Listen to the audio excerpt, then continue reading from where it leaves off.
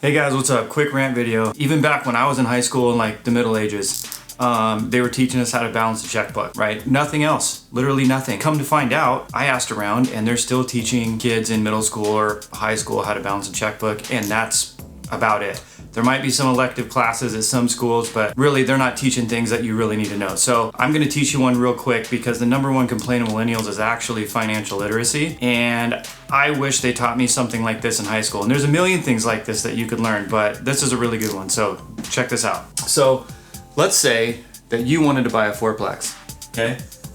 Boom, here's your fourplex. You're gonna live in that one, and these three are gonna be rented out. Let's say you purchase that property for 500,000 bucks. Your monthly payment at 6% interest, we're going off like current rates right now, would be about 3,600 a month. But let's say you rented each one of these out for 1,500 a month. That's 4,500 a month.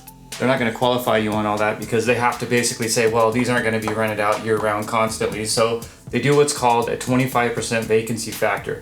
But that still gives you $3,325 a month in income from these three units when you go to buy that property. Look how much that takes off of what the monthly mortgage payment is. So if you just had a regular W-2 job when you left high school for 2 years, you could buy this fourplex, cash flow $900 a month with those three units rented out.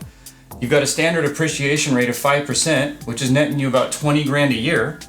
And then there's a bunch of tax advantages, but that's where they should talk to you about, like, hey, you know what? You should get a CPA. You should get a financial advisor, and you should talk to a good mortgage guy.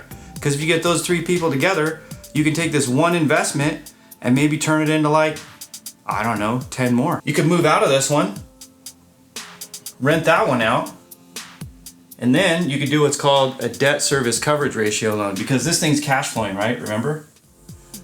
Then you could just go buy one or two more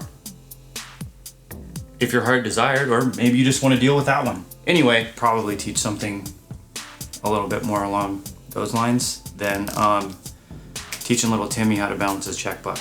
Anyway, checkbook's good information, don't get me wrong, but would you have rather learn that? I don't know, leave it in the comments, let me know what you think. See you guys.